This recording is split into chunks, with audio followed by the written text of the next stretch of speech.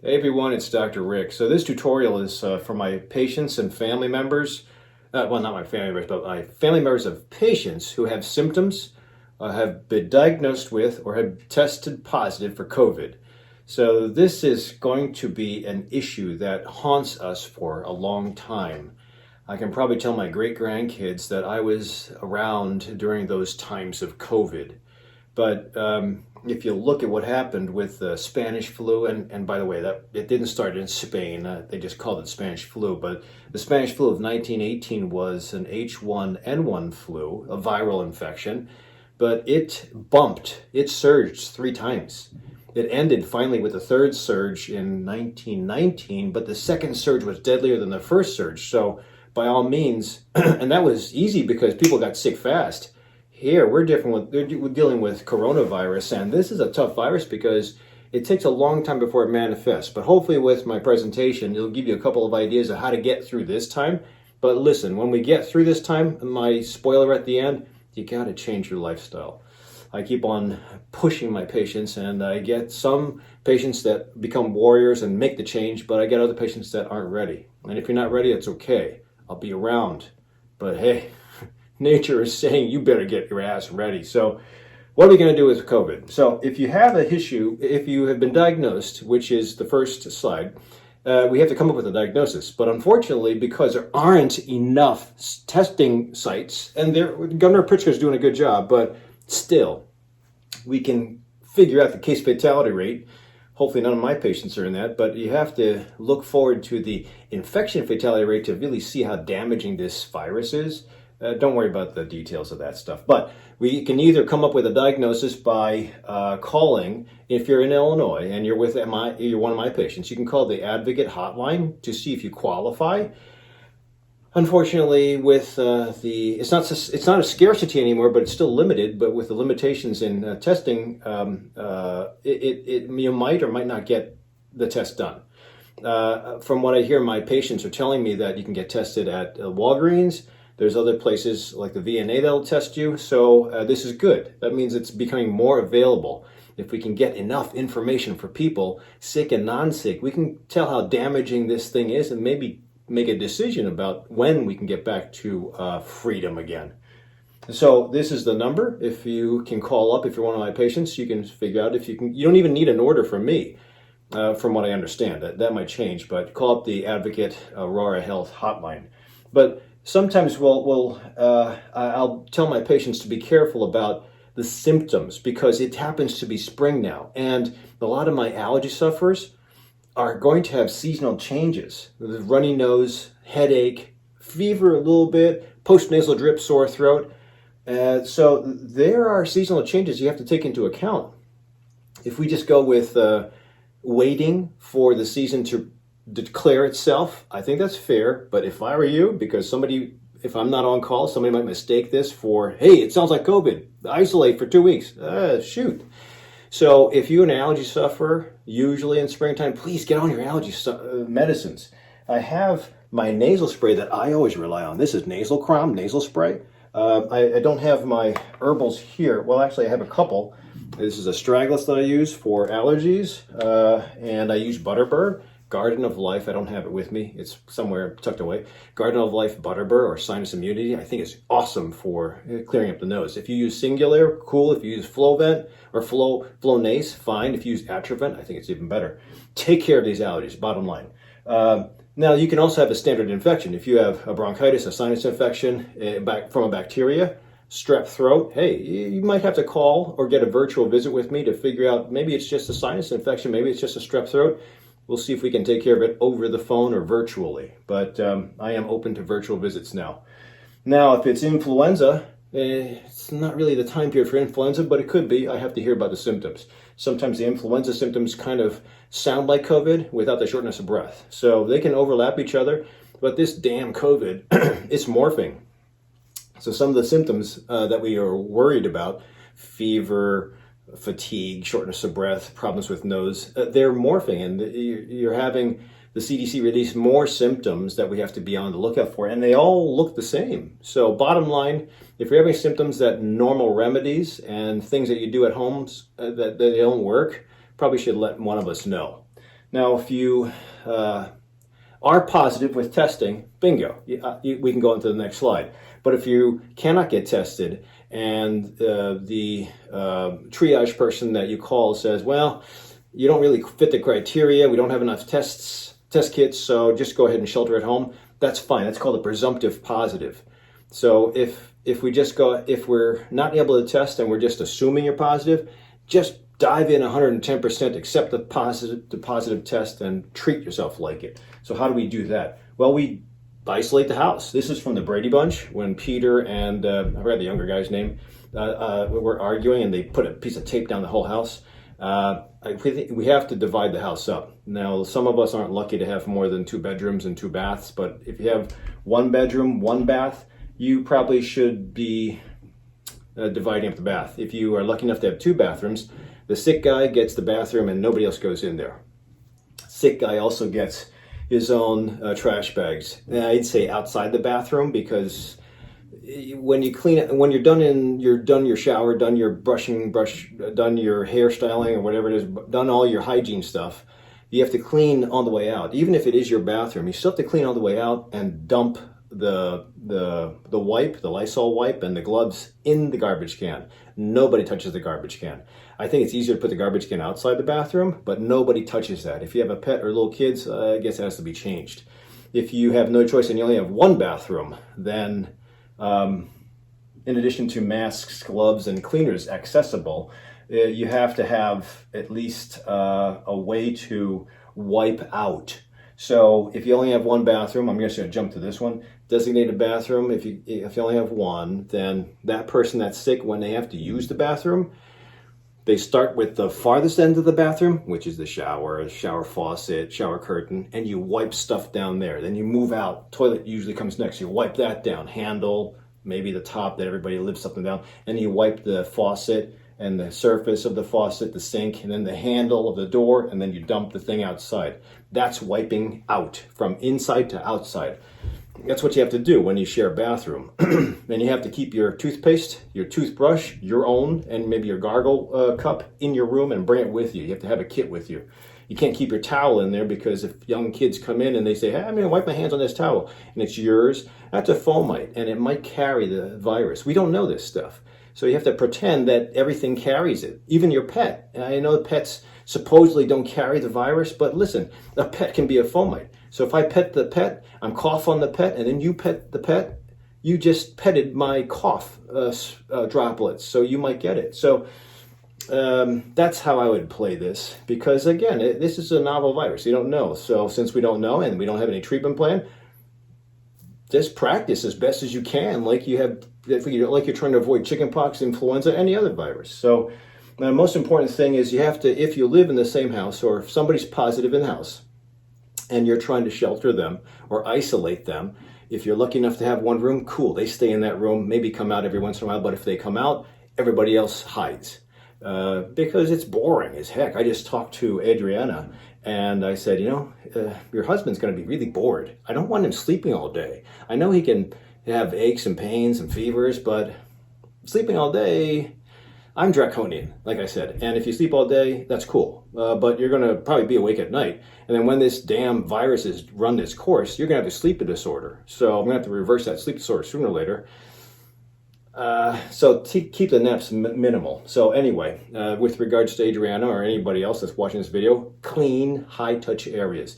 It's obvious that if the person that's sick is really sleepy and feverish, she's going to want to be in bed all day, but he's going to come out eventually, or she's going to come out eventually. So they're going to wander downstairs, in time watch the TV by pressing on the remote, open the fridge by pulling the handle, open the cupboard by pulling the handle, turn on the faucet, turn on the burner. So there's going to be things that person touches. That person has to learn to wipe everything down. Or if they don't, because they're really tired, then the cleaner, the designated cleaner, has to always wipe down the handles to the fridge, the stove, the cupboard, the bathroom doorknobs. You're going to go through a lot of wipes. So that's just the nature of this disease. Everybody has to learn to wash hands all the times. So I like soap and water. Now, I know people like to use the alcohol if it's 60% or higher, but with my hands being all cracked and everything, every time I squirt alcohol, that burns. I'd rather use soap and water. And when you do the soap and water, it's got to be happy birthday twice. So that's about 20 seconds of going like this. And I think I have a video on this, but and it's also important to know and write down the symptoms, because if you're tested positive because you're coughing, but then as the disease evolves, as the virus evolves, you notice fever, and then you notice sore throat, and you notice headache. You should write that down on the calendar, because it's going to be, with isolation, it's going to be very skewed as far as what started when. And then when you start getting better, we're not going to know when it started exactly, because at the end of this video, I'm going to tell you when we can go back out into life. So it's important to keep that stuff down. I think it's important to have a designated trash container outside the bathroom, like I mentioned, if there's no kids, or at least in the bedroom of the person, and lined with maybe paper or plastic. And then that person has to use gloves, empty it out when it gets full, and go to the garbage can and dump it. Nobody else touches that stuff. And then again, the designated bathroom. Now, this Edward Scissorhands, if you've watched my videos, you'll probably see me going like this every once in a while. It's hard for me. Acne history when I was a kid, I'm used to touching my face. I think most people can touch their face, or do touch their face. Pretend you have scissors on your fingers. Edward Scissorhands, he has cuts on his face if you watch the movie with Johnny Depp. It's because he touched his face with his scissors. So pretend you've got Edward Scissorhands. As far as fuel being available, I would always say fluids. But if you've ever tried to push fluids, it's boring and there's no taste. I like airborne. I think this Fizz tab does have homeopathic components. Whether they work or not, probably not. But it flavors the fluid. If you can take a bottle, 12 ounces, with one of these Fizz tabs, or maybe half, every hour, that's cool. While you're awake, before dinner, I want you peeing every hour. Number one, it's good to be hydrated. Number two, it'll make sure that you don't take a nap for more than 15 minutes. Number three, if you push fluids, your body's white blood cells, your immune system, can get onto the highway of finding disease and fight stronger. And it'll make you feel better. So many people, when they get dehydrated, they magnify their symptoms, so avoid dehydration. But stop all that fluid about dinner time so you don't pee all night. So I think a rule of thumb is, for my guys, or gals, I keep on saying guys and gals, you should be peeing once every hour, and it's probably going to be clear. That's cool. Tylenol for discomfort is fine. For the first 2, maybe 3 days, that's it. Again, I'm draconian, but if you want to use Tylenol, at regular strength 325 or extra strength 500, as long as you don't have any liver problems, fine, 3 times a day, breakfast, lunch, and dinner, like clockwork for the first 2 days, maybe 3 days. But after that, I'd probably leave the Tylenol alone, unless you're really achy. So, because eventually, and I'll show you at the end, we have the thing that declares you to be able to get back out is 3 days of no symptoms with no medicines, including Tylenol. So if you're on Tylenol and you're feeling great and you think, okay, I'm done my isolation, well, if you've been taking Tylenol, you got to stop that and add another 3 days. So if that makes sense. Herbals, I think, are fine. In fact, I love herbals. I think astragalus is my go-to with any kind of infection. I love mushrooms. Check out my videos on mushrooms for immunity. This is my spray and the reishi that I always rely on. These are my other mushrooms that I take. And yes, I take zinc and EGCG, quercetin. I take a lot of stuff. But I'm a fasting guy. Even though I've gained 10 freaking pounds, I'm a fasting guy, probably because of the stress, but I have to take supplements, and I don't just do this willy-nilly. I use consumer labs, I use data. Check out my videos on YouTube, you can see what I've posted. I just heard Dr. Oz got in trouble for suggesting herbs, but I feel sorry for him because the other doctors, he presents some pretty decent stuff. I don't know his association, but anyway, herbals are fine. You can continue herbals, even if the herbals are helping with the symptoms. Most herbals don't bring down fever. And that's the biggest thing that they're looking for, is if you have persistent fever, you're still infected. 3 days, 7 days, 14 days, no, you're still infected, so you can't be released. So again, the parameters at the end. And then prescriptions. If you're an asthmatic, you need the inhalers. If you're a diabetic, you need the injections, you need the pills. If you're hypertensive, you need that stuff. So the prescriptions have to continue even through all this, even if you're not eating healthily. Hopefully you're eating healthily, but you're probably decreasing your fuel sources. I would, on that note, I would probably say continue your medicines as your doctor says, as I say if you're my patient. But your fuel, your true fuel, keep it really clean. And this is the time. If you're going to practice it, whole food, mostly plant-based. Keep the dairy out. I don't like dairy unless it's European imported. So no cheese, no yogurt if it's dairy. No milk, no ice cream. Get that crap out of you. Honestly. Check out Plant Paradox if you don't believe me, and I just think dairy's not so good for you. It's yummy. I was brought up on milk, but screw that. So rest, again, I would keep your sleep cycle really reinforced. So if nighttime is nighttime and you go to bed at 9:30 like me, great. And then you wake up at 6, great. I know your sleep cycle is going to be off, but for the first 3 days, forgive it. But after that, let's start resetting your circadian rhythm. Again, if you start prepping for recovery by saying, okay, I'm over the aches, I can tolerate them now, I'm going to stop the Tylenol, I'm going to not take any naps, although it's boring and I want to go to sleep and it's nothing else to do, stay awake until 9, 8, take a shower, feel good. Maybe during the day, go outside. It's okay, you can go outside, mask up, just don't come in contact with anybody. If you have to go out of your room, fine, but everybody else has to hide. But prep for recovery. I think if you start looking forward to recovery, you'll feel better. Also, cut back on exertion. Even if you're a very valid exerciser, I decrease it a notch, a couple notches.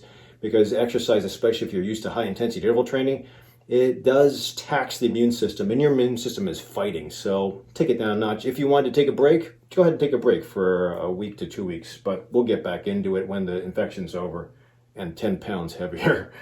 Herbals and prescriptions for symptoms are fine. I think it's reasonable to continue with them.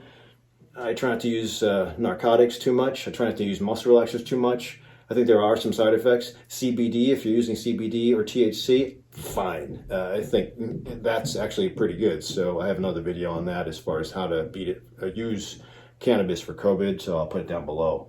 And we have to be careful because everybody's getting really freaked out from this because all you see on TV is like there's bantering back and forth between the politicians. Really, you should let Fauci handle this because, when you hear what Trump says, not to bring politics into this, and then you see what Cuomo does and our governors do, there's like this, and it's just driving me crazy. So you have to use data.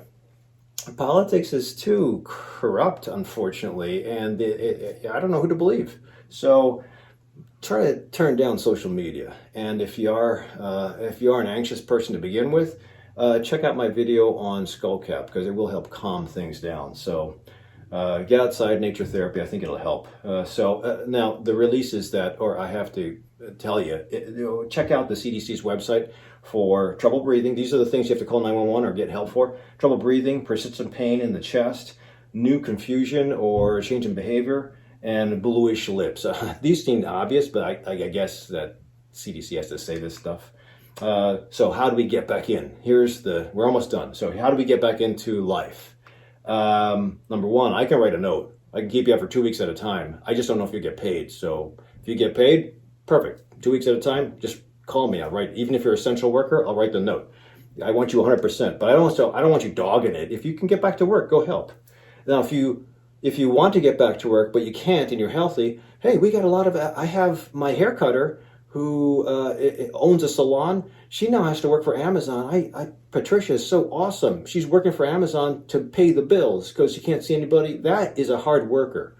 So there's a lot of essential positions available. Go work, apply. There's a lot of positions available until we can get released. And I have a feeling if we get released too fast, like some of these states, Indiana, good luck. But if you get released too fast, you'll just go back into seclusion again. And then you'll have people die. So just have to be careful. I'm having, like I mentioned, there's a surge occurring in the community, and I'm seeing a lot of positives. Luckily, my patients are pretty healthy on their whole, so they'll do fine. But if my other colleagues are having problems, they're going to have some patients that die. So here's the rules. If you self-quarantine, and quarantine means that you were exposed and you just want to make sure you don't have any symptoms. If you're self-quarantined and you can't get a test done, if you're 14 days, that's 2 weeks, and you don't have the symptoms, you're okay to go back to work. If you're isolated because you're positive, presumptive on a test, or presumptive positive, then it has to be 3 days, no symptoms, no fever, no medicines. Then you're ready to go. And the caveat is it has to be 7 days from the day that you started your symptoms. So let's go through that again. If you were tested positive or presumed positive because of all your symptoms, then you count down day one. And if it's past 7 days and you haven't had any symptoms at all for 3, then you're allowed to go back into work. Hopefully that makes sense. But again, the no symptoms for 3 days means no medicines. So if anything, if you guys haven't got it and you're just taking care of somebody, hopefully you don't get it, and hopefully we make it past this. We will. Most of my guys that get positive testing or have symptoms with presumptive positive, you'll get past it. But this is a wake-up call for everybody else, including the kids, including the other people who don't get it. This is going to come back. As I mentioned, the Spanish flu of 1918 came in 3 different surges. The second surge came a couple months afterward, and it was deadlier than the first surge. And granted, that was 1918, and now is now. But if you look at Asia, they're starting to release back into the population. They're having their second surges. You're not seeing it, but they're having second surges. And God forbid if New York goes through it, but Cuomo is really tough. And Pritzker, I hope Pritzker stands his ground, because if we let people in too soon, and I feel sorry for some of my patients who aren't making money, and it's tough. I know. I get it. But if the hospital system is overwhelmed, then that's why I think the hospital systems, the hospitalists and the doctors should be running the call here. That's why I wish Fauci would be able to take over, but he can't in America. But if we get overrun, people die. If we don't get overrun, then people live. And that's what flattening the curve means. But once you flatten the curve, you also extend the disease process. So you have to be set that this is going to last long, and we're all going to get used to it, like influenza now, and the vaccine will probably come out in 2021, but this is a wake-up call. If those of you who have comorbid conditions, diabetes, pre-diabetes, high blood pressure, pre-high blood pressure, cholesterol problems, you're overweight, this crap is going to morph and it's going to hit us again. So clean yourself up. Not only that, heart disease kills 325 million people. No, sorry. Heart disease has so far this year killed more people than COVID. But the statistics, that was wrong numbers, but the statistics are there for heart disease, stroke, cancer. They're still top 3 killers. But COVID is now going to be in that mix. So either way, with any disease process, the healthier you are, the better you'll fare. And if you do make it through, but you have long-lasting symptoms, which is there from 2003's COVID or a coronavirus, a lot of people had persistent heart, persistent lung problems. You don't want that shit. That's almost like 9/11. All the rescuers, they can't breathe now. And we've ignored our first responders, but you don't want to be making it past COVID times and then having disability. So clean up your act now. So my message for everybody is stay healthy. Don't panic. We'll get past this. When we do get past this, get even healthier. Please try to do your best. Don't forget to subscribe to me. If you have any comments on what you guys have done as far as sheltering at home, then please put them down below. If you have any questions, put them down below. Otherwise, we'll make it through this. Subscribe, and I'll see you at the next tutorial.